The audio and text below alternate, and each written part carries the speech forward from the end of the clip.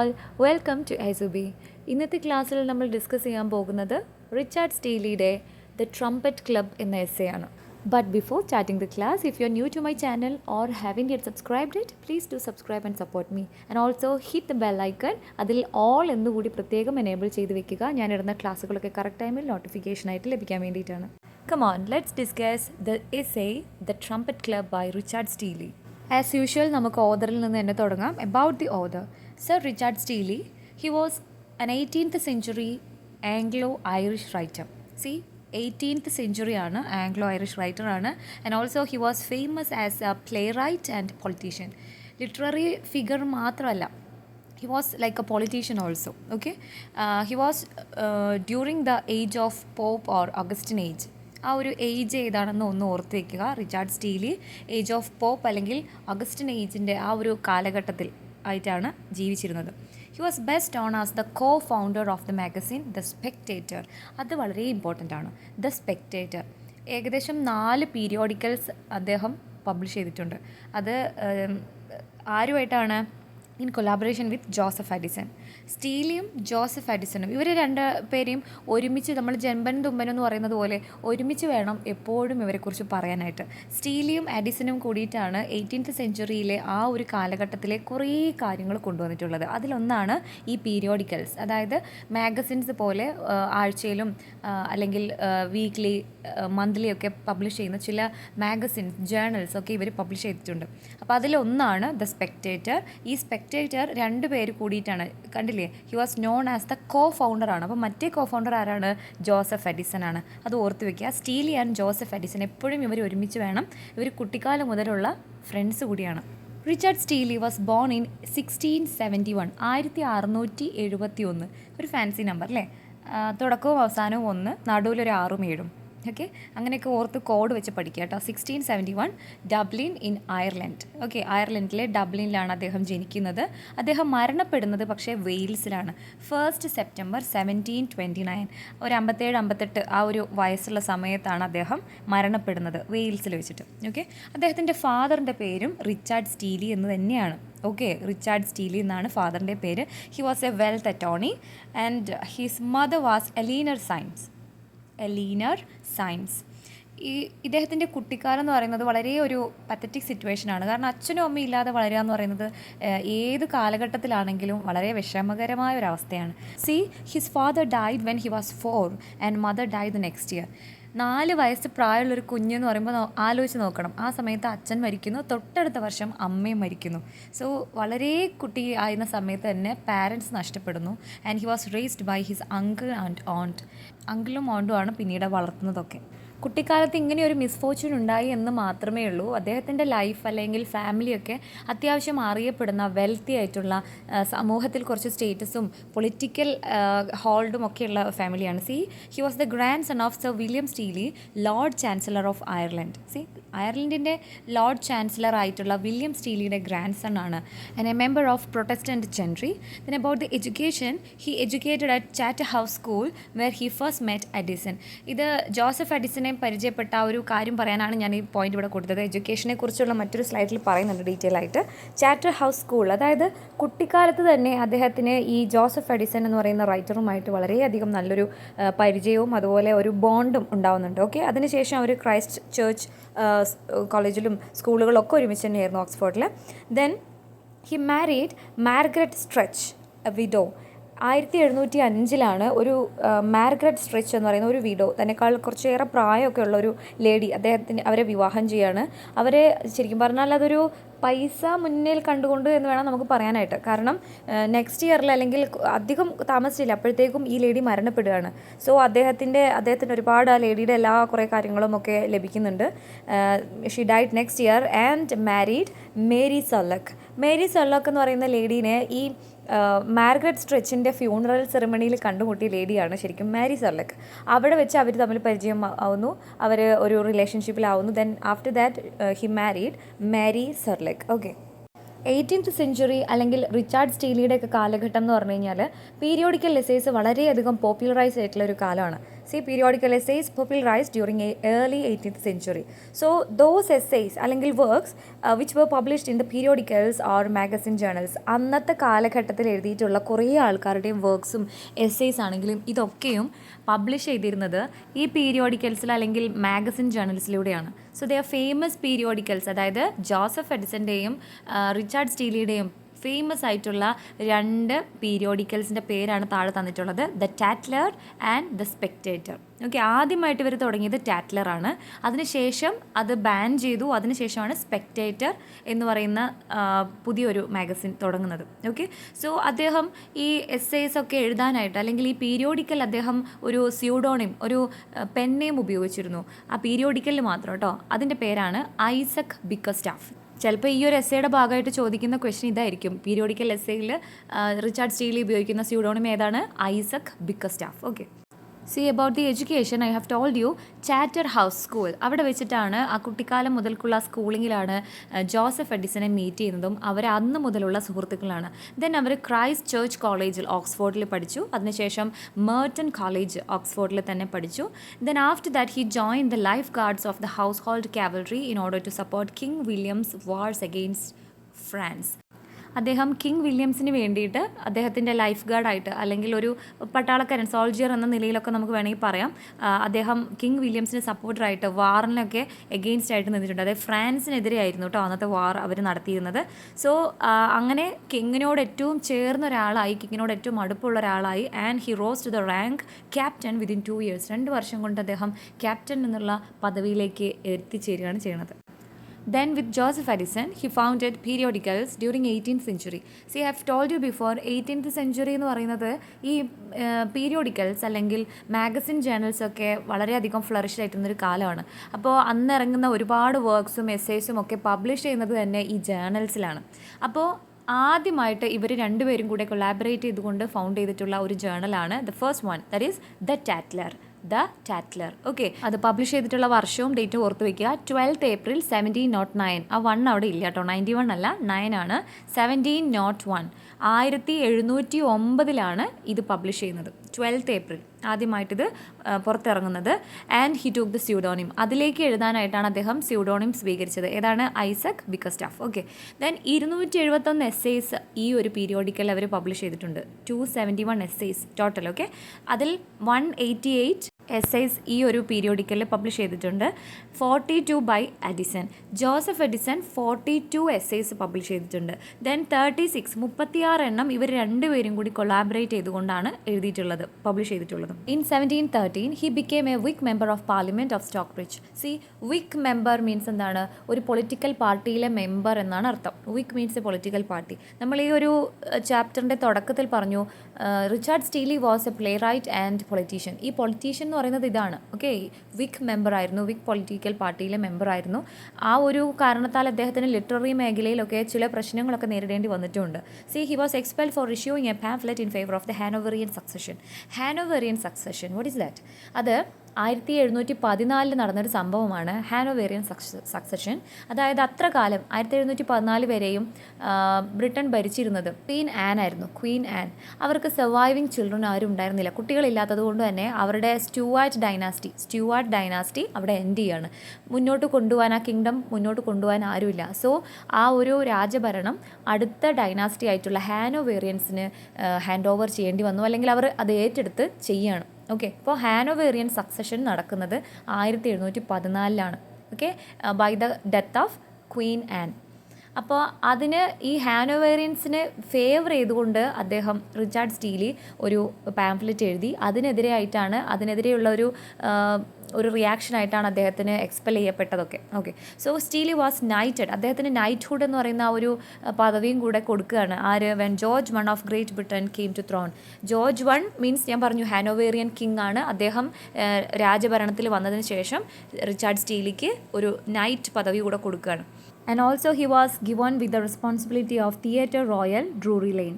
Do you remember the Theatre Royal, Drury Lane? എവിടെയെങ്കിലും കേട്ട് ഓർമ്മയുണ്ടോ?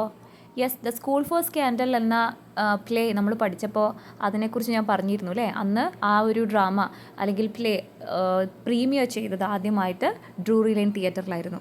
In 1711, Steele and Addison founded the Spectator. ആദ്യം the Tatler എന്ന പീരിയോഡിക്കലായിരുന്നു, മാഗസിനായിരുന്നു. അത് താൽക്കാലികമായി അവർ സ്റ്റോപ്പ് ചെയ്തുകൊണ്ടാണ് സ്റ്റീലിയും എഡിസണും കൂടി ദ സ്പെക്ടേറ്റർ എന്ന് പറയുന്ന അടുത്ത പീരിയോഡിക്കൽ മാഗസിൻ അവർ തുടക്കം കുറിക്കുന്നത്. ദ ടാറ്റ്ലർ നിർത്തുന്നത് ടോറി അറ്റാക്ക് ഭയന്നിട്ടാണെന്നാണ് ചരിത്രത്തിൽ പറയുന്നത്. ഓക്കെ, അങ്ങനെ 1711 ദ സ്പെക്ടേറ്റർ അവർ പുതിയൊരു മാഗസിൻ അല്ലെങ്കിൽ പീരിയോഡിക്കൽ അവർ രണ്ടുപേരും കൂടിയിട്ട് ഫൗണ്ട് ചെയ്യുന്നത്. In 1713 they founded the periodical the Guardian. നമ്മളിപ്പോൾ 3 പീരിയോഡിക്കൽസിൻ്റെ പേരും വർഷവും ഡിസ്കസ് ചെയ്തു. അതൊന്നുകൂടെ ഒന്ന് ഓർത്തെടുക്കാം. The Tatler in the year 1709, the Spectator in the year 1711, the Guardian in the year 1713. Okay, അപ്പോൾ 3 പീരിയോഡിക്കൽസ് ഓൾറെഡി ഇപ്പോൾ നമ്മൾ പഠിച്ചു കഴിഞ്ഞു. 18ാമത്തെ നൂറ്റാണ്ട് ഈ ഒരു പീരിയോഡിക്കലിൻ്റെ കാലഘട്ടമായിരുന്നു. റിച്ചാർഡ് സ്റ്റീലിയും ജോസഫ് എഡിസണും ഇവർ രണ്ടുപേരും കൂടിയിട്ടാണ് ഇതെല്ലാം കൊണ്ടുവന്നത് എന്നും കൂടി ഓർക്കുക. Then again in 1715 he became MP in borrow bridge. 1730 നമ്മൾ മുമ്പ് വായിച്ചതാണ്. സ്റ്റോക്ക് ബ്രിഡ്ജിലെ MP ആയിരുന്നു, വിഗ് മെമ്പർ ആയിരുന്നു അല്ലേ. അതിനുശേഷമാണ് അദ്ദേഹം ഒരു പാംഫ്ലെറ്റ് എഴുതിയത്. എന്തിനു വേണ്ടിയിട്ട്? ആരെ ഫേവർ ചെയ്തിട്ട്? ഹാനോവേറിയൻസിന് വേണ്ടിയിട്ടല്ലേ. അപ്പോൾ അതിൻ്റെ ഭാഗമായിട്ട് അദ്ദേഹം എക്സ്പെൽ ചെയ്യപ്പെട്ടു. വീണ്ടും 1715 വിഗ് മെമ്പർഷിപ്പിലേക്ക് തന്നെ തിരിച്ചു വരികയാണ്. ബോറോ ബ്രിഡ്ജിലെ MP ആവുകയാണ്. So he was associated with kit കാറ്റ് ക്ലബ്ബ്. ഈ കിറ്റ് കാറ്റ് ക്ലബ്ബ് എന്ന് പറഞ്ഞു കഴിഞ്ഞാൽ വിഗ് മെമ്പേഴ്സിൻ്റെ, വിഗ് പാർലമെൻറ്റിൻ്റെ അല്ലെങ്കിൽ വിഗ് എന്ന പൊളിറ്റിക്കൽ പാർട്ടിയുടെയും അവരുടെ ആ സോഷ്യൽ ഗ്രൂപ്പിൻ്റെ ഒരു അസോസിയേഷൻ ആണ് കിറ്റ് കാറ്റ് ക്ലബ്ബ്. ഓക്കെ, അപ്പോൾ ആ ഒരു 3 ടാറ്റ്ലർ, സ്പെക്ടേറ്റർ, ഗാർഡിയൻ അത് ഓർത്ത് വയ്ക്കുക. അതിൻ്റെ വർഷം ഒന്ന് ഓർത്ത് വയ്ക്കുക. അദ്ദേഹത്തിൻ്റെ ചില പ്രധാനപ്പെട്ട വർക്ക്സ് നമുക്കൊന്ന് വായിക്കാം. The Christian hero in 1701, the funeral which is a comedy play in 1701, the lying lover that was a sentimental comedy, then the tender husband that was collaboratively written with Addison. Okay, Joseph എഡിസണും കൂടെ കൂടിയിട്ടാണ് എഴുതിയത്. The conscious lover, last and successful comedy. ഇതല്ലാതെ ഒരുപാട് works ഉണ്ട്. ഇതൊക്കെ നമ്മുടെ PDF നോട്ടിൽ നിങ്ങൾക്ക് അവൈലബിൾ ആയിരിക്കും. He also wrote a prologue to The Mistake by John Vanbrugh. John വാൻബ്രോയുടെ ദ മിസ്റ്റേക്ക് എന്ന് പറയുന്ന വർക്കിൻ്റെ പ്രൊലോഗ് എഴുതിയത് റിച്ചാർഡ് സ്റ്റീലിയാണ്. Okay, then he also wrote preface to Addison's 1716 comedy the drummer. The drummer എന്ന് പറയുന്ന എഡിസൻ്റെ ഒരു കോമഡി ഉണ്ട്. 1716 അത് പബ്ലിഷ് ചെയ്യുന്നത്. അതിന് പ്രിഫേസ് എഴുതിയതും എഡിസൺ ആണ്. Okay, now let's have a close reading of the text. The Trumpet Club by Richard Steele. 18th century was a growing popularity of club life. As I told you before, 18th century means periodical essays ഒക്കെ ഇങ്ങനെ flourish ചെയ്യുന്നൊരു കാലമാണ്. Periodical magazines വന്നുകൊണ്ടിരിക്കുന്ന ഒരു കാലമാണ്. അതുപോലെ തന്നെ 18th സെഞ്ചുറിയുടെ മറ്റൊരു പ്രത്യേകതയാണ് ക്ലബ് ലൈഫ് വല്ലാതെ പോപ്പുലർ ആയിരുന്നു. ഓക്കെ, ക്ലബ് ലൈഫ് മീൻസ് ഒരു സൊസൈറ്റിയിലെ അറിയപ്പെടുന്ന അല്ലെങ്കിൽ സ്റ്റേറ്റസിലി കുറച്ച് ഫിനാൻഷ്യലി ഒക്കെ കുറച്ച് മുൻപന്തിയിൽ നിൽക്കുന്ന കുറച്ച് ആൾക്കാർ അവർ വൈകുന്നേരം ആകുന്ന സമയത്ത് ഒരു ഈവനിങ് ആകുമ്പോൾ ക്ലബിലേക്ക് പോകുന്നു. അവിടെ ഡ്രിങ്ക്സ് കഴിക്കുന്നു. അവരവർ പരസ്പരം പൊങ്ങച്ചം പറയുക. അതാണ് മെയിൻ ആയിട്ടുള്ള സംഭവം. അവരുടെ ലൈഫിൽ നടക്കുന്ന കാര്യങ്ങളൊക്കെ അങ്ങോട്ടും ഇങ്ങോട്ടും ഡിസ്കസ് ചെയ്യുന്നു. ബിസിനസ് കാര്യങ്ങൾ അല്ലെങ്കിൽ ലിറ്റററി വർക്ക്സിനെ കുറിച്ച്. ഓക്കെ, അന്ന് നമ്മുടെ ഇന്നത്തെ പോലത്തെ സോഷ്യൽ മീഡിയ അല്ലെങ്കിൽ ഇൻ്റർനെറ്റ് ഒന്നും ഇല്ലാത്ത കാലഘട്ടമാണ്. അപ്പോൾ അന്നത്തെ മീഡിയം എന്ന് വെച്ചാൽ വായനയാണ്. അപ്പോൾ അവർ പുതിയ പുതിയ ലിറ്റററി വർക്ക്സിനെ അങ്ങോട്ടും ഇങ്ങോട്ടും ഷെയർ ചെയ്യുക, അങ്ങനെയുള്ള കുറേ കാര്യങ്ങളൊക്കെയാണ്.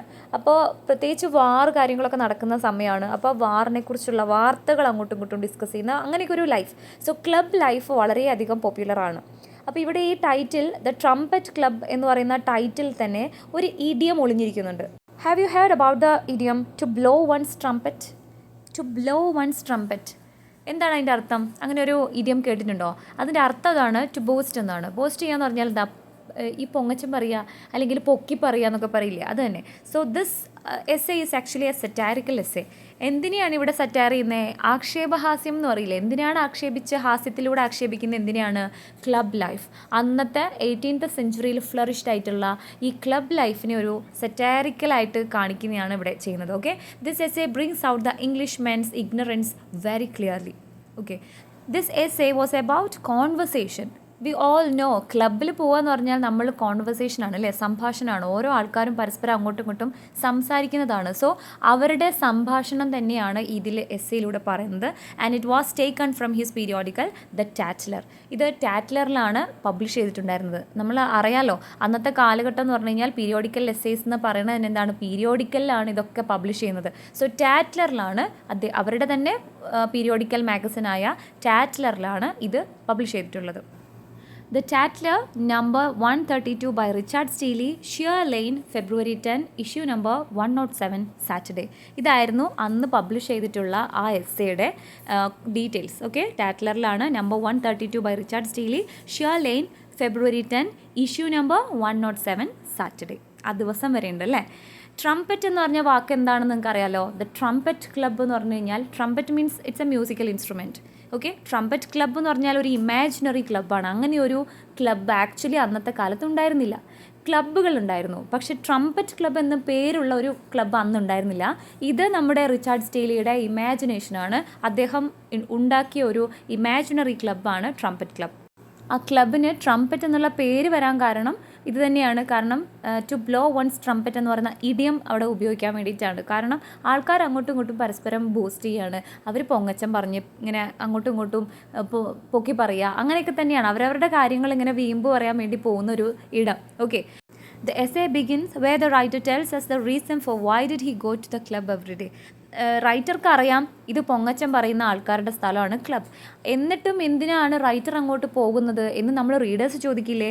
അതുകൊണ്ടാണ് അദ്ദേഹം ആദ്യം തന്നെ ഒരു കൺഫെഷൻ പോലെ ഞാൻ ഇവിടെ എന്തിനാണ് പോകുന്നത് എന്ന് നമ്മളോട് പറഞ്ഞുകൊണ്ടാണ് ഇത് തുടങ്ങുന്നത്. So then he introduces each members. ആദ്യം കൺഫെഷനായിട്ട് ഞാൻ ഇങ്ങോട്ട് പോകുന്നത് എന്തിനാണ് ഈ ക്ലബിലേക്ക് പോകുന്നത്, അതിൻ്റെ റീസൺ എന്താണെന്ന് സ്റ്റീലി പറയുന്നു. അതിനുശേഷം ആ ക്ലബിലുള്ള മെമ്പേഴ്സിനെ അദ്ദേഹം നമുക്ക് പരിചയപ്പെടുത്തി തരുന്നു. ഓക്കെ, അദ്ദേഹം പറയുന്നുണ്ട് ഈ ക്ലബിൽ ബിഗിനിങ്ങിൽ 15ഓളം മെമ്പേഴ്സ് ഉണ്ടായിരുന്നു. Finally shrinking to 5 members. തുടക്കത്തിൽ 15 ആളുണ്ടെങ്കിലും പിന്നീട് അവസാനമായപ്പോഴത്തേക്കും 5 ആളായിട്ട് ചുരുങ്ങി വരികയാണ് ചെയ്യുന്നത്. റിച്ചാർഡ് സ്റ്റീലിയുടെ റോൾ ഇവിടെ എന്താണ്? ഈ ക്ലബിൽ അദ്ദേഹത്തിൻ്റെ role like a spectator, a member of the club. ഒരു മെമ്പറാണ്, കാഴ്ചക്കാരനാണ്. അതായത് അവിടെ പോയിട്ട് അദ്ദേഹത്തിന് പ്രത്യേകിച്ചൊന്നും പറയാനില്ല. അപ്പോൾ അന്നത്തെ കാലത്തുള്ള ആ ഒരു ക്ലബ് ലൈഫ് സറ്റേറിക്കലി റീഡേഴ്സിൻ്റെ മുന്നിലേക്ക് എത്തിച്ചു തരിക. ഓക്കെ, അന്നത്തെ ക്ലബ് ലൈഫ് എന്തായിരുന്നു എന്ന് നമുക്ക് മനസ്സിലാക്കി തരിക എന്നതായിരുന്നു ഈ വർക്ക് എഴുതുമ്പോൾ റിച്ചാർഡ് സ്റ്റീലിയുടെ ഉദ്ദേശം. ക്ലബിൽ പല ആളുകൾ വരും, സൊസൈറ്റിയിലുള്ള പല ടൈപ്പ് ഓഫ് ആൾക്കാർ വരും. അവരൊക്കെ എന്താണ് സംസാരിക്കുന്നത്? They talk with excessive pride. Okay, ഒരു സെൽഫ് സാറ്റിസ്ഫാക്ഷനാണ് about their own achievements, positions, abilities. സ്വന്തം കഴിവും എനിക്ക് അതുണ്ട്, എനിക്ക് ഇതുണ്ട് എന്നൊക്കെ ഇങ്ങനെ ക്ലബിൽ വന്ന് ബാക്കിയുള്ളവരടുത്ത് പൊങ്ങച്ചം പറയില്ല. അതന്നെ സംഭവം. അപ്പോൾ അതിനെക്കുറിച്ച് സറ്റാരിക്കലി ഒരു എസ്സേ എഴുതലായിരുന്നു ഇവിടെ റിച്ചാർഡ് സ്റ്റീലിയുടെ ഉദ്ദേശം. The essay opens with a confession. ഞാൻ പറഞ്ഞു എന്തിനാണ് പിന്നെ ഇതൊക്കെ അറിഞ്ഞുകൊണ്ടും സ്റ്റീലി ഇവിടെ വരുന്നത് എന്ന് പറയുന്നത്. After spending much time for studies, need relaxations, so he goes to the club every day. ഒരുപാട് വായനയും എഴുത്തും. റിച്ചാർഡ് സ്റ്റീലി ഒരു ലിറ്റററി പേഴ്സണാണ്. അപ്പോൾ ഒരുപാട് നേരം വായിക്കുകയും അതുപോലെ വർക്ക്സ് എഴുതുകയും ഒക്കെ ചെയ്ത് അദ്ദേഹത്തിൻ്റെ മനസ്സാകെ ഡിസ്റ്റർബ്ഡ് ആയിരിക്കും, വളരെ സ്ട്രെസ്ഡ് ആയിരിക്കും. So he need relaxation, so he goes to the club every day where he talks to people of much lesser intelligence. അത് പ്രത്യേകം പറയുന്നുണ്ട്. ആ ക്ലബിൽ പോയി കഴിഞ്ഞാൽ അദ്ദേഹത്തിനേക്കാളും വളരെ ഇൻ്റലിജൻസ് കുറഞ്ഞ ആൾക്കാരുമായിട്ടാണ് അവിടെ അദ്ദേഹം സംസാരിക്കുന്നത് എന്ന് പ്രത്യേകം പറയുന്നുണ്ട്. He says the conversation relaxes his mind and finds it extremely soothing. അതായത് അങ്ങനെ ആ ആൾക്കാരോടൊപ്പം സംസാരിക്കുമ്പോൾ ഈവൻ ദോ വളരെ ലെസ്സർ ഇൻ്റലിജൻസ് ഉള്ള ആൾക്കാരെ കൂടെയാണ്, അവിടുത്തെ ആളുകൾക്കൊന്നും സ്റ്റീലിയുടെ അത്രയും ഇൻ്റലിജൻസ് ഒന്നും ഇല്ല. അപ്പോൾ സ്വന്തം തരത്തിലുള്ള ആൾക്കാരുമായിട്ടല്ല അവിടെ സംസാരിക്കുന്നതെങ്കിലും ആ ഒരു conversation makes him very relaxed. Okay, വളരെ സൂത്തിങ് ആയിട്ട് തോന്നാറുണ്ട്. Okay, so he was the wisest and well read among others. കൂട്ടത്തിൽ ഇപ്പോൾ 5 ആളെ അവിടെ ഉള്ളൂ എന്നറിയാലോ. ഈ 5 ആളിൽ എന്താ പറയുക, ഏറ്റവും കൂടുതൽ അറിവും വിവരവും വായനയും ഉള്ളത് നമ്മുടെ റിച്ചാർഡ് സ്റ്റീലി എന്ന ഇവിടെ ഈ ഓതറിനാണെന്നാണ് പറയുന്നത്. So he could clear their doubts. അവിടെ പോകുന്നതിൻ്റെ ഒരു ഉദ്ദേശം എന്ന് പറയുന്നത് തന്നെയാണ് അവരെന്ത് ചോദിച്ചാലും അവരുടെ സംശയങ്ങൾക്കൊക്കെ ഉത്തരം പറയാനും സൊല്യൂഷൻ പറഞ്ഞു കൊടുക്കാനും ഇദ്ദേഹത്തിന് കഴിയും. Okay, so 5 members in the club including the author ആണ് കേട്ടോ. അതായത് ഓതറും കൂടെ കൂട്ടിയിട്ടാണ് 5 ആൾ. അപ്പോൾ 4 ആളാണ് ബാക്കി അവിടെ ഉള്ളത്. ഓതർ കൂടെ ചെല്ലുമ്പോൾ അവിടെ 5 ആളായിരിക്കും. Original members in the club was 15. അത് ചിലപ്പോൾ അത് നോട്ട് ചെയ്ത് വെക്കണേ. Original members in the club was 15. തുടക്കത്തിൽ 15 ആളായിരുന്നു, reduced to 5 members. The reason for the reduction. എന്തുകൊണ്ടാണ് ഈ 15 ആൾ 5 ആളിലേക്ക് ചുരുങ്ങിയത് എന്ന് 2 കാരണം പറയുന്നുണ്ട്. അത് നോട്ട് ചെയ്ത് വെക്കണം. ഒന്ന്, the severity of the law in arbitrary times. നിയമത്തിൻ്റെ കാഠിന്യം, കുറച്ച് മുമ്പുള്ള ആ ഒരു കാലഘട്ടം വരെയുള്ള നിയമങ്ങളുടെയൊക്കെ ഒരു കാഠിന്യം. Then natural effects of old age. പിന്നെ പ്രായമാവുന്ന ആ ഒരു ബുദ്ധിമുട്ട് അല്ലേ, പ്രായമാവുമ്പോൾ നമുക്കുണ്ടാവുന്ന ബുദ്ധിമുട്ട് കാരണം ക്ലബിലേക്ക് വരാനുള്ള ബുദ്ധിമുട്ട്, അതൊക്കെ ആയിരിക്കാം. അപ്പോൾ 2 കാരണം പറയുന്നുണ്ട് എന്തുകൊണ്ടാണ് 15 ആൾ 5 ആളിലേക്ക് കുറഞ്ഞു വന്നത്. ഒന്ന്, severity of the the law in arbitrary times, then natural effects of old age. Okay, so he spends with the 5 members with much indolence. Indolence means laziness എന്നാണ് അർത്ഥം. അതായത് ബാക്കിയുള്ളവർ he spend with the 5 members with much indolence. 5 ആൾക്കാരിൽ ബാക്കിയുള്ള എല്ലാവരും ഒരു indolence ആയിട്ടുള്ള lazy ആയിട്ടുള്ള ടൈപ്പ് ഓഫ് ആൾക്കാരാണ്. Okay, so every day he spend 2 to 3 hours in the club in the evening. വൈകുന്നേരം ഒരു 2-3 മണിക്കൂറോളം അദ്ദേഹം ക്ലബ്ബിൽ ചിലവഴിക്കാറുണ്ടെന്ന് അദ്ദേഹം പറയുന്നു. So he says that he has spended 6th part of his time for the last 40 years. കഴിഞ്ഞൊരു 40 വർഷത്തോളമായി 1/6 ഭാഗം എൻ്റെ സ്പെൻഡ് ചെയ്തിട്ടുള്ളത് ഈ ക്ലബ്ബിൽ തന്നെയാണ് എന്നാണ് അദ്ദേഹം പറയുന്നത്. ഓറക്കിൾ, ഈ പേര് ഓർക്കണം. അദ്ദേഹത്തിനെ, അതായത് നമ്മുടെ ഓതറിനെ ബാക്കിയുള്ള മെമ്പേഴ്സൊക്കെ വിളിച്ചിരുന്നത് ഓറക്കിൾ എന്നാണ്. ചില ആൾക്കാർ ഫിലോസഫർ എന്ന് വിളിക്കും. Okay, as he gives wise and insightful advice for solutions to others. ബാക്കിയുള്ളവർക്കൊക്കെ നല്ല രീതിയിലുള്ള ആഴത്തിൽ അറിവുള്ളത് കൊണ്ടാവാം വളരെ നല്ല സൊല്യൂഷൻസും അഡ്വൈസും ഒക്കെ കൊടുക്കുന്നത് കൊണ്ട് അദ്ദേഹത്തെ ഓറക്കിൾ എന്നും ഫിലോസഫർ എന്നും സ്കോളർ എന്നും ഒക്കെ വിളിക്കുന്നുണ്ട്. അപ്പോൾ 3 പേര് ഓർക്കണേ: ഓറക്കിൾ, ഫിലോസഫർ, സ്കോളർ. ഈ ഫിലോസഫറും സ്കോളറും അടുത്ത ഇതിൽ വരുന്നുണ്ട്. അത് ആരാ അത് വിളിക്കുന്നതെന്നൊക്കെ പറഞ്ഞു തരാം. അപ്പം 3 പേര് ഓർക്കുക: ഓറക്കിൾ, ഫിലോസഫർ, സ്കോളർ. ഈ 3 പേരാണ് സ്പെക്ടേറ്റർ എന്ന രീതിയിൽ, അല്ലെങ്കിൽ ഈ ഒരു കാഴ്ചക്കാരനായി വരുന്ന നമ്മുടെ റിച്ചാർഡ് സ്റ്റീലിയെ, ഓതറിനെ ബാക്കിയുള്ള 4 മെമ്പേഴ്സും വിളിക്കുന്നത്. ഇനി അദ്ദേഹം നമുക്ക് 5 മെമ്പേഴ്സിനെ പരിചയപ്പെടുത്തി തരികയാണ്. ഏതൊക്കെയാണ് ഈ 5 മെമ്പേഴ്സ്? ആദ്യത്തേത് സർ ജെഫ്രി നോച്ച്. ആരാണ്? Sir Jeffrey Notch. Jeffrey Notch, ഇവിടെ ഒരു മുമ്പ് ഞാനൊരു ക്വസ്റ്റ്യൻ കണ്ടിരുന്നു, ആരാണ് ഈ ട്രംപറ്റ് ക്ലബിലെ ഏറ്റവും ഓൾഡസ്റ്റ് മെമ്പർ ആരാണെന്ന്, ഏറ്റവും പ്രായം കൂടിയ ആൾ. അത് സർ ജെഫ്രി നോച്ചാണ് കേട്ടോ, ശ്രദ്ധിക്കണം. സർ ജെഫ്രി നോച്ചാണ്. അദ്ദേഹത്തിൻ്റെ ഒരു ക്യാരക്ടർ സ്കെച്ച് നോക്കുകയാണെങ്കിൽ, enjoyed the privileges like occupying the same chair and stirring the fire. ഇവിടെ ക്യാമ്പ് ഫയർ പോലെ തീയൊക്കെ ഉണ്ടാവുമല്ലോ, അതായത് ഹേർത്തൊക്കെ ഉണ്ടാവുമല്ലോ, അവിടെ തീ ഇളക്കാനുള്ള ആ ഒരു തീയിനെ ഇങ്ങനെ ഇളക്കി ഇളക്കി ചൂട് കൂട്ടാനും കനലെരിയിക്കാനുമുള്ള റൈറ്റ് എനിക്ക് മാത്രമാണ്. ഞാനല്ലേ കൂട്ടത്തിൽ മൂത്ത ആൾ. പിന്നെ എന്നും ഒരേ ചെയറിലേ ഇരിക്കുള്ളൂ, അതെൻ്റെ ചെയറാണ്. അങ്ങനെ ഒരു പ്രത്യേക ഒരു പ്രിവിലേജും ഒക്കെ എടുക്കുന്ന ഒരു ടൈപ്പ് ഓഫ് ആളാണ് അദ്ദേഹം. അതിലൊക്കെ ഒരു ഭയങ്കര പ്രൈഡായിട്ട് കാണുന്ന ഒരാളാണ്. And he belong to an ancient family. പാരമ്പര്യമായിട്ട് കുറേ വെൽത്തും ഗ്രേറ്റ് എസ്റ്റേറ്റൊക്കെയുള്ള ഒരു വലിയ പണക്കാരനാണ് എന്നുള്ളൊരു ക്യാരക്ടറാണ്. And he has spend almost all wealth foolishly in horse racing and cock fighting. കുതിരപ്പന്തയവും അതുപോലെ കോഴിപ്പോര്, കോക്ക് ഫൈറ്റിംഗ് ഇല്ലേ, ഇതിനൊക്കെ പൈസ കളഞ്ഞിട്ട് അദ്ദേഹം ഒരുപാട് വെൽത്ത് നഷ്ടപ്പെടുത്തിയിട്ടുണ്ട്. ബട്ട് ഇതൊക്കെ ചെയ്തിട്ടുണ്ട്. ഞാൻ പണ്ട് ഹോഴ്സ് റേസിംഗ് ഒക്കെ നടത്തിയ ആളാണ്. അങ്ങനെ വളരെ പ്രൈഡായിട്ടാണ് ഇതൊക്കെ പറയുന്നത്. ബട്ട് കേൾക്കുന്ന ആൾക്കാർക്ക് മനസ്സിലാവും ഇയാൾ ഇത്രയും ഇങ്ങനെയുള്ള ഈ കമ്പം കാരണം കുറേ പൈസ, കുടുംബപരമായിട്ടുള്ള പാരമ്പര്യമായിട്ടുള്ള കുറേ സ്വത്ത് ഇയാൾ നഷ്ടപ്പെടുത്തിയിട്ടുണ്ടെന്ന് കേൾക്കുന്ന ആൾക്കാർക്ക് മനസ്സിലാവും. But he consider himself as A very great man. Okay, അതായത് പാരമ്പര്യമായിട്ടുള്ള സ്വത്തും കുടുംബ പാരമ്പര്യമൊക്കെയുള്ള ആൾ ഇദ്ദേഹമാണെന്നും ബാക്കിയുള്ള ആൾക്കാരെയൊക്കെ, അതായത് he calls every thriving man like a pitiful upstart. ഈ പുത്തൻ പണക്കാരനാണെന്ന് വിളിച്ച് പുച്ഛിക്കും ബാക്കിയുള്ള ആൾക്കാരൊക്കെ കാണുമ്പോൾ. അതായത് പുതിയ ആൾക്കാരെയൊന്നും മൂപ്പർക്ക് വലിയ പിടുത്തമില്ല, പഴയ ആൾ മൂപ്പരൊക്കെയാണ് നല്ല ആൾ എന്നുള്ള രീതിയിലാണ് അദ്ദേഹത്തിൻ്റെ. അപ്പോൾ സർ ജെഫ്രി നോച്ച് അദ്ദേഹമാണ് ഏറ്റവും ഓൾഡസ്റ്റ് മാൻ. ഓക്കെ, രണ്ടാമത്തെ ക്യാരക്ടറാണ് മേജർ മാച്ച്ലോക്ക്. ആ മേജർ എന്ന വാക്കും മാച്ച് എന്ന വാക്കും നിങ്ങളൊന്ന് ശ്രദ്ധിക്കണം. കാരണം ഈ ക്യാരക്ടർ സ്കെച്ച് നമ്മൾ ക്യാരക്ടേഴ്സിനെ ചോദിക്കുമ്പോൾ മാറിപ്പോകാൻ ചാൻസ് ഉണ്ട്. മേജർ എന്ന് പറയുമ്പോൾ നിങ്ങൾ മേജർ രവി എന്ന് ഓർക്കുക. മേജർ രവി എന്തുമായിട്ട് ബന്ധപ്പെട്ട ആളാണ്? യുദ്ധം, പട്ടാളക്കാരൻ, സോൾജിയർ അല്ലേ? ഇതേ സംഭവം തന്നെയാണ് ഇവിടെയും. ഇദ്ദേഹം ഒരു സിവിൽ സെർവൻ്റ് ആണ്. ഓക്കെ, സിവിൽ വാറിലൊക്കെ പങ്കെടുത്തിട്ടുള്ള, സെർവ് ചെയ്തിട്ടുള്ള, ബാറ്റിലൊക്കെ ഒരുപാട് നടത്തിയിട്ടുള്ള ഒരു വ്യക്തിയാണ്. ഓക്കെ, സെക്കൻഡ് ഓൾഡസ്റ്റ് ആണ്. മേജർ എന്നല്ലെങ്കിലും മാച്ച് എന്ന് പറഞ്ഞാൽ എന്താണ്? ഫുട്ബോൾ മാച്ച്, ക്രിക്കറ്റ് മാച്ച് എന്നൊക്കെ പറയുമ്പോൾ രണ്ട് ഓപ്പോസിറ്റ് ടീംസ് തമ്മിലുള്ള, അപ്പോൾ അത് യുദ്ധമായിട്ട് കാണണം. Match lock, major match lock എന്ന് പറയുന്നത് സെക്കൻഡ് ഓൾഡസ്റ്റ് വ്യക്തിയാണ് കേട്ടോ. കൂട്ടത്തിൽ പ്രായം കൂടിയ രണ്ടാമത്തെ ആളാണ്. സിവിൽ വാറിലൊക്കെ പങ്കെടുത്തിട്ടുള്ള ആളാണ്. സോ എല്ലാ ബാറ്റിൽസും ഇദ്ദേഹത്തിന് ബൈ ഹാർട്ടാണ്. അദ്ദേഹം പറയുന്നത് എന്താ വെച്ചാൽ യൂറോപ്പിലുള്ള ഒന്നും വേർത്തല്ല. ഓക്കെ, മാർസ്റ്റൺ മൂറിനേക്കാളേറെ ഒന്നിനും പ്രാധാന്യമില്ല എന്നാണ്. എന്താണ് മാർസ്റ്റൺ മൂർ എന്ന് വെച്ചാൽ? ഒരു ഫൈറ്റാണ്. ഓക്കെ, മാർസ്റ്റൺ മൂർ ഫൈറ്റിനേക്കാൾ വലുതായിട്ട് അല്ലെങ്കിൽ അതിനേക്കാൾ വേർത്തായിട്ട് മറ്റൊന്നും യൂറോപ്പിലില്ല എന്നാണ് അയാളുടെ അഭിപ്രായം.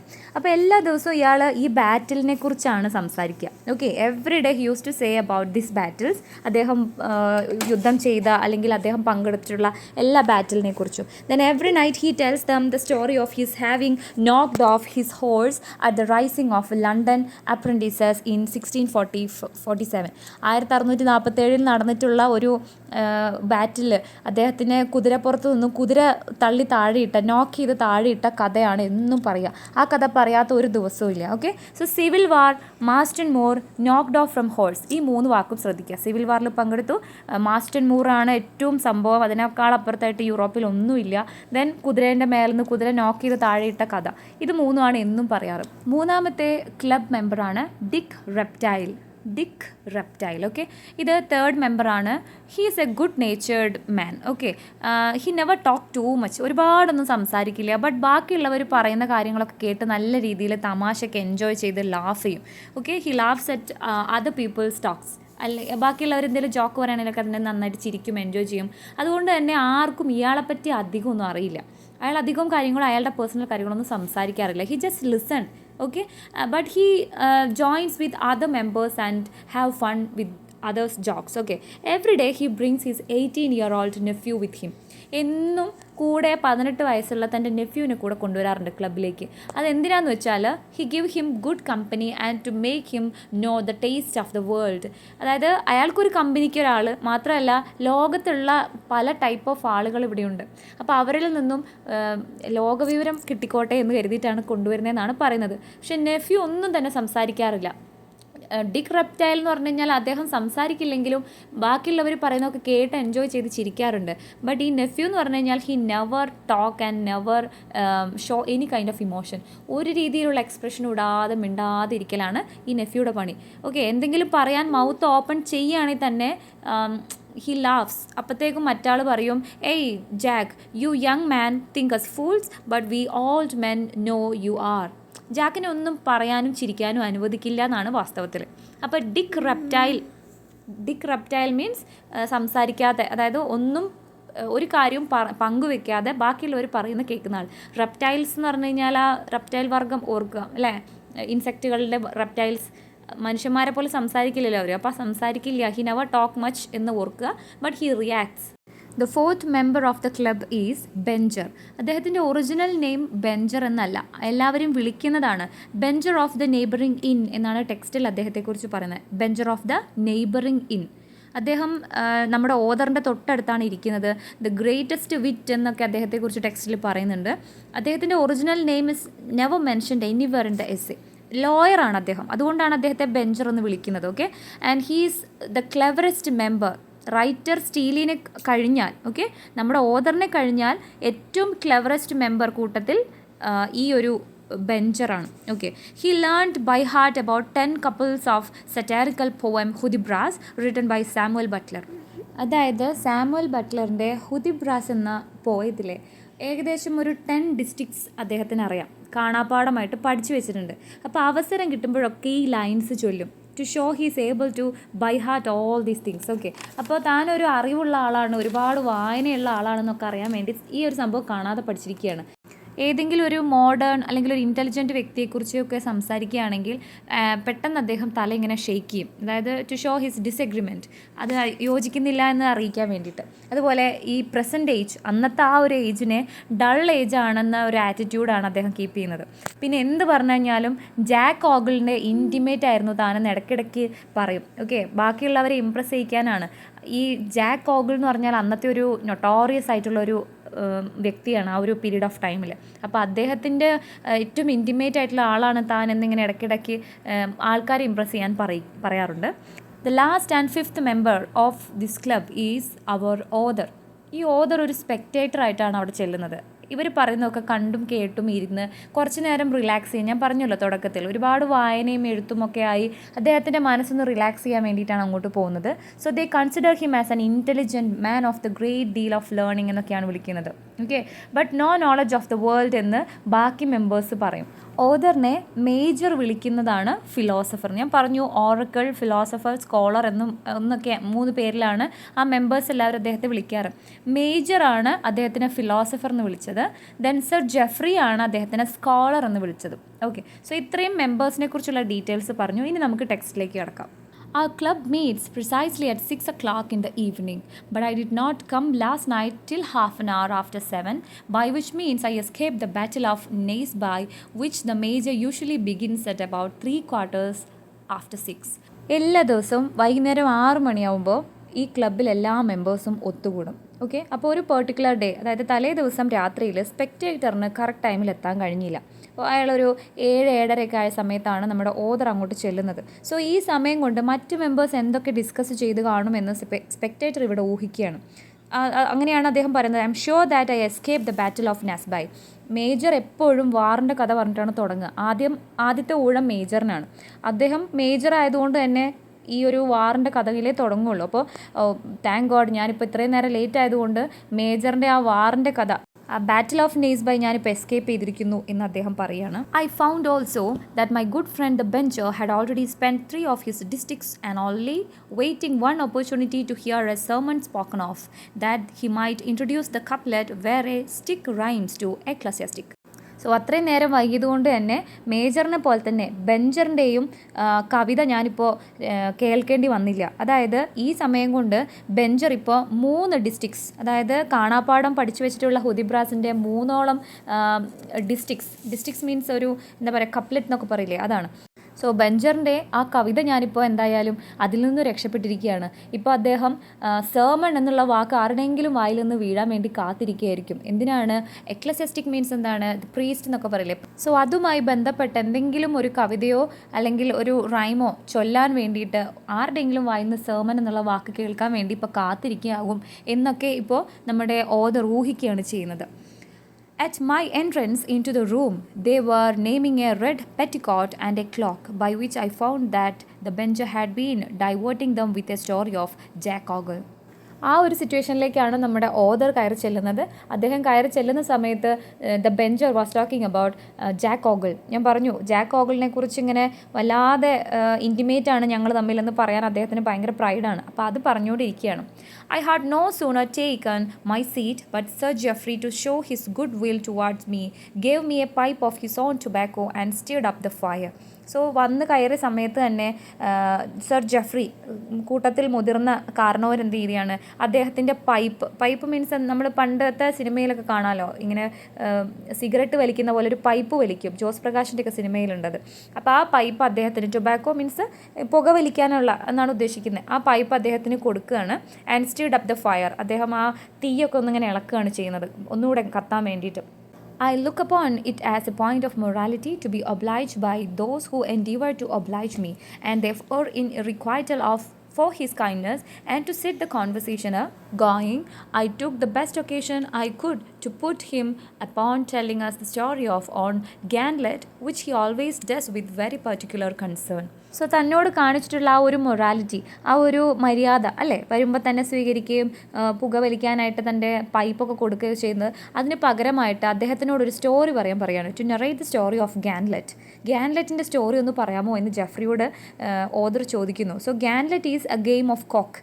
ഈ കോഴിപ്പോരില്ലേ, കോക്ക് ഫൈറ്റുമായിട്ട് ബന്ധപ്പെട്ട കഥ പറയാൻ ജെഫ്രിക്ക് വളരെ ഇഷ്ടമാണ്. അദ്ദേഹത്തിൻ്റെ വെൽത്തൊക്കെ കുറേ നഷ്ടപ്പെടുത്തിയത് ഈ ഫോളിഷ് ആയിട്ടുള്ള ഈ ക്രേസിനെസ് കൊണ്ടാണ് അല്ലേ, ഹോഴ്സ് റേസും അതുപോലെ കോക്ക് ഫൈറ്റിംഗ് ഒക്കെയാണ്. അപ്പോൾ തന്നോട് പൈപ്പ് നീട്ടിയതിൻ്റെ ആ ഒരു മൊറാലിറ്റി ഒക്കെ അതേപോലെ തിരിച്ചും അയാൾക്ക് ഇഷ്ടപ്പെട്ട രീതിയിൽ തിരിച്ചു പെരുമാറുകയാണ് ചെയ്യുന്നത്. He traced up his descent on both sides for several generations, describing his diet and manner of life, with his several battles and particularly that in which he fell. This Ganlet was a game cock, upon whose head the knight in his youth had won 500 pounds and lost 2,000. This naturally set the major upon the account of Edge Hill fight and ended in a duel of Jack Ogles. So Ganletൻ്റെ കഥ എന്ന് പറഞ്ഞു കഴിഞ്ഞാൽ it's a game of cock. കോഴിപ്പോരുമായിട്ട് ബന്ധപ്പെട്ടിട്ടുള്ള അദ്ദേഹത്തിൻ്റെ പഴയ ഒരു സ്റ്റോറിയാണ് ഗാൻലെറ്റ്. ജെഫ്രി പറയുകയാണ്, ഗാൻലെറ്റിൻ്റെ കഥയും എൻ്റെ യൂത്തിലെ കഥയും ഒക്കെ ഞാൻ പറഞ്ഞു തരാം. എനിക്ക് ഗാൻലെറ്റ് കാരണം തനിക്ക് 500 പൗണ്ട് പണ്ട് എൻ്റെ യൂത്തിൽ കിട്ടിയിട്ടുണ്ട്. സോ ഇദ്ദേഹം വളരെ യങ് ആയ സമയത്ത് അദ്ദേഹത്തിൻ്റെ ക്രേസിനെസ് ഫുള്ളി ഹോഴ്സ് റേസിങ്ങും കോക്ക് ഫൈറ്റും ഒക്കെയാണ്. അപ്പോൾ അതിലൂടെ എനിക്ക് 500 പൗണ്ട് ഞാൻ എൻ്റെ ചെറുപ്പകാലത്ത് ഉണ്ടാക്കിയിട്ടുണ്ട്. ബട്ട് 2000 പൗണ്ടാണ് എനിക്ക് നഷ്ടപ്പെട്ടത് എന്നും പറയുന്നുണ്ട്. പക്ഷേ അദ്ദേഹം നഷ്ടത്തിൻ്റെ കാര്യം പ്രാധാന്യത്തോടു കൂടി പറയുന്നില്ല. അത് പറയുന്നുണ്ടെങ്കിലും കേൾക്കുന്ന ആൾക്കാർക്ക് തോന്നും ഇയാൾ എന്തൊരു ഫൂളിഷ്നെസ്സാണ് കാണിച്ചതെന്ന്. പക്ഷേ അയാൾ അന്നത്തെ കാലത്ത് അയാളുടെ ആ ഒരു ക്രേസിനെസ് അല്ലേ, ആ ഒരു പാഷനിൽ ഇപ്പോഴും അത് പറയാൻ വളരെ ഇഷ്ടമാണ്.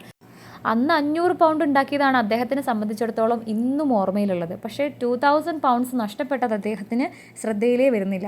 അപ്പോൾ ഈ കഥ എന്ന് പറയുന്നത് ഇറ്റ്സ് ലൈക്ക് ജാക്ക് ഓഗിളിൻ്റെ കഥയിൽ നിർത്തുന്ന നമ്മുടെ മേജറിൻ്റെ സ്റ്റോറി പോലെയാണ്. ഓരോരുത്തർക്കും ഓരോ സ്റ്റോറി പറയാനുള്ള അവസരമുണ്ട്. അതിലെപ്പോഴും മേജറിന് ഏതെങ്കിലും ഒരു ബാറ്റിലിൻ്റെ കഥ പറഞ്ഞിട്ടായിരിക്കും തുടങ്ങാനുണ്ടാവുക. അതുപോലെ അവസാനിക്കുമ്പോൾ ജാക്ക് ഓഗിളും താനുമായിട്ടുള്ള ഇൻറ്റിമസിയെക്കുറിച്ച് പറഞ്ഞിട്ടായിരിക്കും അവസാനിക്കുക. ഓക്കെ, അപ്പോൾ ഇത്രയുമാണ് ഈ ഒരു പാരഗ്രാഫിൽ പറയുന്നത്. Old reptile was extremely attentive to all that was said, though it was the same he had heard every night for these 20 years, and upon all the occasions winked upon his nephew to mind what passed.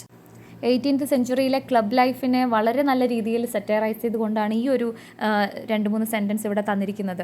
Old reptile was extremely attentive. Old reptile ആ ഒരു ക്യാരക്ടറിനെ കുറിച്ച് നിങ്ങൾക്ക് അറിയാലോ, അദ്ദേഹം ഒന്നും സംസാരിക്കാറില്ല. അതുകൊണ്ട് തന്നെ അയാളെക്കുറിച്ച് ആർക്കും ഒന്നും ബാക്കി മെമ്പേഴ്സിന് അറിയില്ല. But he listens very attentively.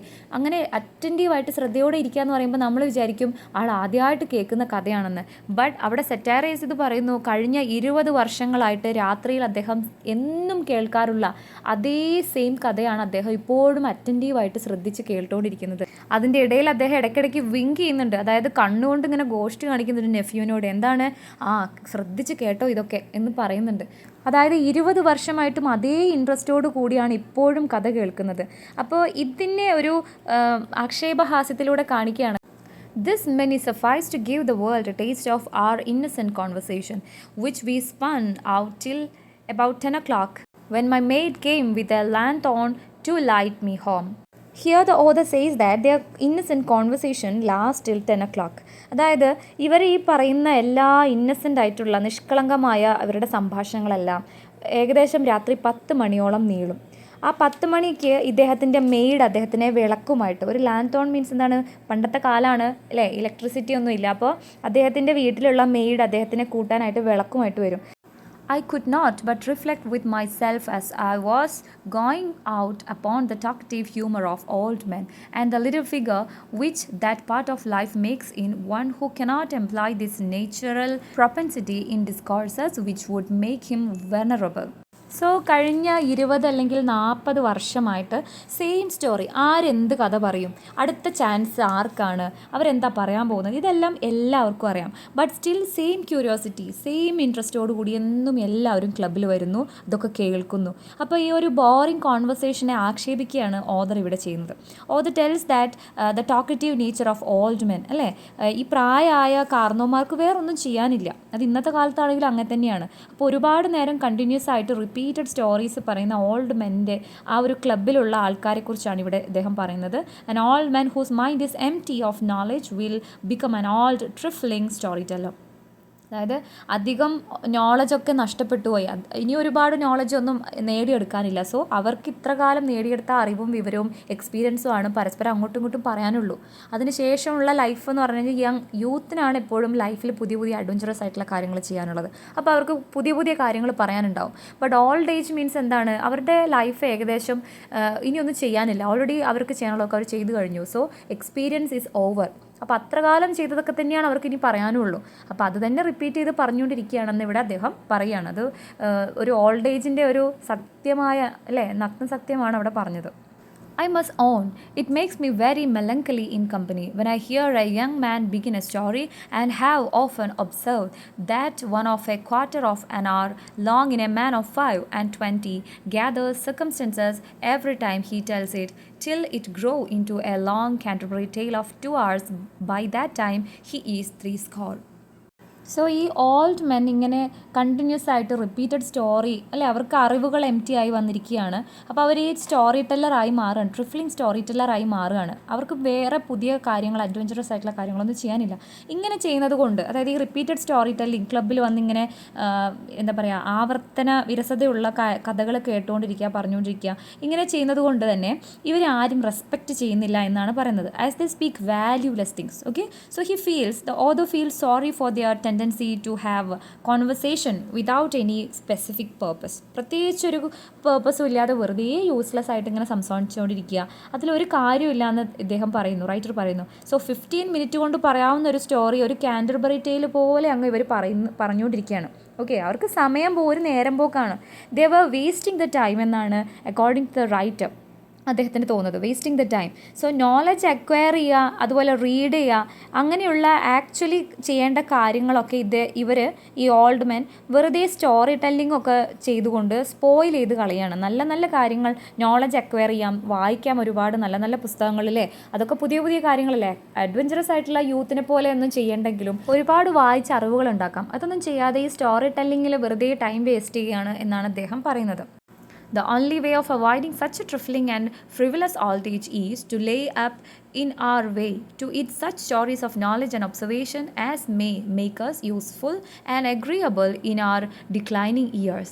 The mind of man is a long life, will become a magazine of wisdom or folly, and will consequently discharge itself in something impertinent or improving. So ഇവിടെ nothing is more ridiculous than an old trifling story teller എന്നാണ് പറയുന്നത്.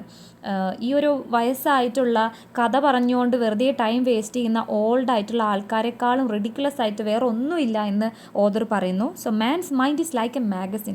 മനുഷ്യൻ്റെ മനസ്സൊരു magazine പോലെയാണ്, ഒരു Foley പോലെയാണ്. Okay, sometime it may be magazine of wisdom. ചിലപ്പോൾ ആ മാഗസിനിൽ പലതും ഉണ്ടാവും അല്ലേ, വിസ്ഡം നിറഞ്ഞിട്ടുള്ള കാര്യങ്ങളും ഉണ്ടാകും, അതുപോലെ ഫോളി ആയിട്ടുള്ള കാര്യങ്ങളും ഒരു മാഗസിനിൽ ഉണ്ടാകും. So man's mind is like A magazine. അതിൽ വിസ്ഡം ഉള്ളതും ഉണ്ടാകും, ഫോളി ആയിട്ടുള്ള വെറുതെ യൂസ്ലെസ് ആയിട്ടുള്ള കാര്യങ്ങളുണ്ടാവും. അതെങ്ങനെ വേണമെന്ന് തീരുമാനിക്കേണ്ടത് ആ വ്യക്തിയാണ്. ഓക്കെ, എൻ്റെ മനസ്സെന്ന മാഗസിൻ എങ്ങനെ വേണം, എന്ത് നിറഞ്ഞതാവണം തീരുമാനിക്കേണ്ടത് ഞാനാണ്. സോ യൂസ്ഫുൾ അല്ലാത്ത കാര്യങ്ങൾ പറഞ്ഞ് ടൈം വേസ്റ്റ് ചെയ്യുന്നവരുണ്ട്. അപ്പോൾ അവരോടാണ് ഈ കാര്യങ്ങളൊക്കെ ഇദ്ദേഹം എസ്സേയിലൂടെ പറയുന്നത്. നോളജ് നേടിയിട്ട് മറ്റുള്ളവർക്ക് അല്ലെങ്കിൽ യങ് ജനറേഷനും ഒക്കെ അറിവ് പറഞ്ഞു കൊടുക്കുന്ന ആൾക്കാരുണ്ട്. Okay, so if one's mind is well stored, നോളജുള്ള മൈൻഡാണ് ഒരാൾക്കെങ്കിൽ he will become a venerable old man. Okay, അയാളുമായുള്ള conversation enriches to others, never waste time. ബാക്കിയുള്ളവർക്ക് അങ്ങനെ അറിവുള്ള ഒരാളുമായിട്ട് സംസാരിക്കുമ്പോൾ ബാക്കിയുള്ളവർക്കും ടൈം വേസ്റ്റ് ആവുന്നില്ല. ഇത് ഒരു അറിവും ഇല്ലാണ്ട് വെറുതെ യൂസ്ലെസ് ആയിട്ട് കാലങ്ങളായിട്ട് പറഞ്ഞുകൊണ്ടിരിക്കുന്ന 20 വർഷമായിട്ടൊക്കെ ഒരേ കഥ പറയാമെന്ന് പറയുമ്പോൾ നിങ്ങൾ അന്ന് ആലോചിച്ച് നോക്കൂ, നമുക്ക് കേൾക്കാൻ കഴിയുമോ 1-2 തവണ ഒരേ കഥ അല്ലേ? അത് തന്നെയാണ് നെക്സ്റ്റ് ലൈനിൽ പറയുന്നത്. For which reason as there is nothing more ridiculous than an old trifling story teller. ഒരു സ്റ്റോറി ടെല്ലർ അല്ലേ, ഓൾഡ് മനുഷ്യർ ഇങ്ങനെ പറഞ്ഞ കഥകൾ ഇങ്ങനെ പറയുന്നൊരു ഓൾഡ് മാനേക്കാളും റിഡിക്കുലസ് ആയിട്ട് വേറെ ഒന്നുമില്ല. So there is nothing more venerable than one who has turn his experience to the entertainment and advantages of mankind. So in short, we who are in the last stage of life and are apt to indulge ourselves in talk ought to consider if what we speak be worth being heard, and endeavor to make our discourse like that of Nestor, which Homer compares to the flowing of honey for its sweetness. So ഇവിടെ Trumpet ക്ലബ്ബിൽ വരുന്ന 5 മെമ്പേഴ്സും they are wasting their time എന്നാണ് ചുരുക്കി പറഞ്ഞു കഴിഞ്ഞാൽ ഇവിടെ author പറയുന്നത്. They are not getting any type of wisdom. Writer says that ആ mind should have enough knowledge and enough wisdom അല്ലേ, എങ്കിലാണ് മറ്റുള്ള ആൾക്കാർക്ക് അതുകൊണ്ട് ഉപകാരം ഉണ്ടാവുള്ളൂ, നമുക്കും ഒരാൾക്ക് മറ്റൊരാൾക്ക് ഉപകാരം ചെയ്തു കൊടുക്കാൻ പറ്റുള്ളൂ. So nothing is more ridiculous than an old trifling story teller. ആ ഒരു സെൻറ്റൻസ് ഒക്കെ ഒന്ന് നോട്ട് ചെയ്ത് വെക്കുക. അതൊക്കെ ഏത് എസ്സേയിലാണെന്നൊക്കെ ചിലപ്പോൾ ചോദിക്കും. A person should turn his experience to entertainment and make advantage of others. നമ്മളുടെ എക്സ്പീരിയൻസ് ബാക്കിയുള്ള ഒരാൾക്ക് കേൾക്കുമ്പോൾ എൻ്റർടൈൻഡ് ആയിട്ട് തോന്നണം, അവർക്ക് അത് ലൈവ്ലി ആയിട്ട് തോന്നണം. ഓക്കെ, ഡോണ്ട് വേസ്റ്റ് ടൈം എന്നുകൂടി ഒരു മെസ്സേജ് ഇവിടെ ഉണ്ട്. The old people should take care to make their conversation like that of a Nestor. Old people അവരുടെ കോൺവെർസേഷൻ ഒരു നെസ്റ്റർ പോലെ ആവണം, അല്ലെങ്കിൽ അവരുടെ കോൺവെർസേഷൻ അങ്ങനെ ആക്കാൻ ശ്രമിക്കണം എന്ന് പറയുന്നു. What is നെസ്റ്റർ? സി ഒരു പോസിബിൾ ക്വസ്റ്റ്യൻ ആണ്. റിച്ചാർഡ് സ്റ്റീലിയുടെ ദ ട്രംപറ്റ് ക്ലബ്, അതിൽ ഏത് ഗ്രീക്ക് റൈറ്ററിനെയാണ് മെൻഷൻ ചെയ്തത്? It is Homer. ഓക്കെ, അതൊക്കെ നോട്ട് ചെയ്ത് വെക്കുക. ഹോമറിൻ്റെ നെസ്റ്ററിനെ കുറിച്ചാണ് ഇവിടെ പറയുന്നത്. See what is നെസ്റ്റർ or who is നെസ്റ്റർ? നെസ്റ്റർ means നമുക്കറിയാം, ഹോമറിനെ ഇവിടെ പറഞ്ഞെങ്കിൽ ഹോമറിൻ്റെ ഇലിയഡ്, ഒഡീസി അതായിരിക്കുമല്ലോ ഉദ്ദേശിക്കുന്നത്. ഈ 2 വർക്കിലും തന്നെ പ്രധാനപ്പെട്ട ഒരു ക്യാരക്ടറാണ് നെസ്റ്റർ. നെസ്റ്റർ എന്ന് പറഞ്ഞു കഴിഞ്ഞാൽ നമ്മുടെ ട്രോജൻ വാറിലൊക്കെ ഉള്ള ഒരു എൽഡേർലി സോൾജിയറാണ്. അദ്ദേഹത്തിന് പ്രായം കൂടുന്നതിനനുസരിച്ചും അദ്ദേഹത്തിൻ്റെ വിസ്ഡം, അറിവ്, നോളജൊക്കെ ഇങ്ങനെ കൂടിക്കൊണ്ടിരിക്കുകയാണ്. ഹീസ് എ ടോക്കറ്റീവ് മാൻ. ബാക്കിയുള്ള സോൾജേഴ്സിനൊക്കെ വളരെ നല്ല രീതിയിലുള്ള അഡ്വൈസ്, വളരെ നോളജബിൾ ആയിട്ടുള്ള കാര്യങ്ങളൊക്കെ അദ്ദേഹം ഇങ്ങനെ പറഞ്ഞു കൊടുക്കാറുണ്ട്. അപ്പോൾ ഒരാൾ പ്രായമാവുന്ന സമയത്ത് ഹോമറിൻ്റെ ക്യാരക്ടറായ നെസ്റ്ററിനെ പോലെ ആവണം എന്നാണ് അദ്ദേഹം പറയുന്നത്. നെസ്റ്റർ എന്ന ക്യാരക്ടറിനെ ഓർത്ത് വയ്ക്കുക. Nestor is the king of Gerenia. അദ്ദേഹം ട്രോജൻ വാറിൽ ഗ്രീക്കിന് വേണ്ടിയിട്ട് ഫൈറ്റ് ചെയ്തിട്ടുള്ള ഒരു സോൾജറാണ്. വളരെ നല്ലൊരു മോട്ടിവേഷണൽ സ്പീക്കറാണ്. അദ്ദേഹം തൻ്റെ ലൈഫിൻ്റെ എക്സ്പീരിയൻസ് ഒക്കെ ബാക്കിയുള്ളവർക്കൊക്കെ പറഞ്ഞു കൊടുക്കാറുണ്ട്. He has a habit of telling stories, long stories about his act of heroism. Okay, പക്ഷേ ഇതെല്ലാം മോട്ടിവേഷണലുമാണ്, ഹീറോയിസം നിറഞ്ഞതാണ്. So old man should be like Nestor. Old മെനിൻ്റെ conversation also should be like Nestor എന്നാണ് റിച്ചാർഡ് സ്റ്റീലി ഈ ഒരു എസ്സേയിലൂടെ ഇതിൻ്റെ concluding പാർട്ടിൽ പറയുന്നത്. ലാസ്റ്റ് പാരഗ്രാഫ് നോക്കാം. I'm afraid I shall be thought guilty of this excess I'm speaking of when I cannot conclude without observing that Milton certainly thought of this passage in Homer when in his description of an eloquent spirit he says his tongue dropped manna. Listen, ഇവിടെ concluding പാരഗ്രാഫിൽ അദ്ദേഹം മിൽട്ടനെ കൂടെ പരാമർശിക്കുന്നുണ്ട്, ശ്രദ്ധിക്കണം. Milton's paradise ലോസ്റ്റിൽ അദ്ദേഹം പറയുന്നുണ്ട് his tongue dropped മന്ന, അതായത് he's an excellent speaker എന്നാണ് അതിൻ്റെ അർത്ഥം. മിൽട്ടൺ ഇത് എഴുതിയപ്പോൾ ഹോമറിൻ്റെ നെസ്റ്ററിനെ ഓർത്തിട്ടായിരിക്കണം എഴുതിയിട്ടുള്ളത് എന്ന് പറയുകയാണ്. ഓക്കെ, അപ്പോൾ ഇതിൻ്റെ ഉദ്ദേശം തന്നെയുള്ളൂ ഓൾഡ് ഏജ് എന്ന് പറഞ്ഞു കഴിഞ്ഞാൽ ഒരു മനുഷ്യൻ്റെ ലാസ്റ്റ് സ്റ്റേജാണ് ലൈഫിൽ. അത് മറ്റുള്ളവർക്ക് ഉപകാരമുള്ളത് പറഞ്ഞു കൊടുക്കാൻ കഴിയണം, അതിന് മാത്രം എക്സ്പീരിയൻസ് ഉണ്ടായിരിക്കണം. അപ്പോൾ മിൽട്ടൻ്റെ പാരഡൈസ് ലോസ്റ്റിൽ അദ്ദേഹം പറയുന്നുണ്ട് ഹിസ് ടങ് ഡ്രോപ്ഡ് മന്ന, ഹീസ് ആൻ എക്സലൻറ്റ് സ്പീക്കർ എന്നാണ് അവിടെ ഉദ്ദേശിക്കുന്നത്. അപ്പോൾ മിൽട്ടൺ അത് ശ്രദ്ധിക്കുക, മിൽട്ടൺ ഇത് എഴുതിയപ്പോൾ ഹോമറിൻ്റെ നെസ്റ്ററിനെ ഓർത്തിരിക്കണം എന്ന് അദ്ദേഹം പറയുകയാണ്. അപ്പോൾ ഇവിടെ അവസാനമായിട്ട് അല്ലെങ്കിൽ ഈ വർക്കിൽ തന്നെ മെൻഷൻ ചെയ്തിട്ടുള്ള 2 റൈറ്റേഴ്സ് ഏതൊക്കെയാണ്? ഹോമറിൻ്റെ ഇലിയഡിലുള്ള നെസ്റ്ററിനെ പറഞ്ഞിരിക്കുന്നു, അതുപോലെ മിൽട്ടൻ്റെ പാരഡൈസ് ലോസ്റ്റും ഇതിൽ പറഞ്ഞിട്ടുണ്ട്. ഓക്കെ, സോ ഇത്രയുമാണ് ഈ ഒരു എസ്സേയിലൂടെ റിച്ചാർഡ് സ്റ്റീലി നമുക്ക് മനസ്സിലാക്കി തരുന്നത്. I hope you all understood the essay very well. ഇതിൻ്റെ PDF നോട്ട്സ് നിങ്ങൾക്ക് ആവശ്യമുണ്ടെങ്കിൽ ടൈക്ക് ഇംഗ്ലീഷ് അക്കാഡമിയിലേക്ക് കോൺടാക്ട് ചെയ്യുക. ടൈക്കിൻ്റെ ഫുൾ ഡീറ്റെയിൽസ് കമൻറ്റ് ബോക്സിലും അതുപോലെ ഡിസ്ക്രിപ്ഷനിലും ഞാൻ കൊടുക്കുന്നുണ്ട്, അതിനകത്തൊന്ന് കയറി നോക്കുക. ഒപ്പം ക്ലാസ്സുകളും പുതിയതായിട്ട് റിവിഷൻ ബാച്ച് ജൂൺ 5 സ്റ്റാർട്ട് ചെയ്തിട്ടുണ്ട്. റിവിഷൻ ആവശ്യമുള്ളവർക്കും MCQസും അതുപോലെ പോൾ ടെസ്റ്റുകളും മന്ത്ലി വീക്ക്ലി എക്സാംസും പ്രീവിയസ് ഇയർ ക്വസ്റ്റ്യൻ പേപ്പേഴ്സും ഒക്കെ വർക്കൗട്ട് ചെയ്യുന്ന ഒരു റിവിഷൻ ബാച്ച് ഉണ്ട്. താല്പര്യമുള്ളവർ കോൺടാക്ട് ചെയ്യുക. അപ്പോൾ ഇന്നത്തെ ക്ലാസ് നിങ്ങൾക്ക് ഇഷ്ടപ്പെട്ടുവെങ്കിൽ ലൈക്ക് ചെയ്യാൻ മറക്കരുത്. നിങ്ങളുടെ സുഹൃത്തുക്കൾക്കൊക്കെ ഷെയർ ചെയ്ത് കൊടുക്കുക. ഒപ്പം സബ്സ്ക്രൈബ് ചെയ്ത് അടുത്ത ക്ലാസ്സുകൾക്ക് വേണ്ടി വെയിറ്റ് ചെയ്യുക.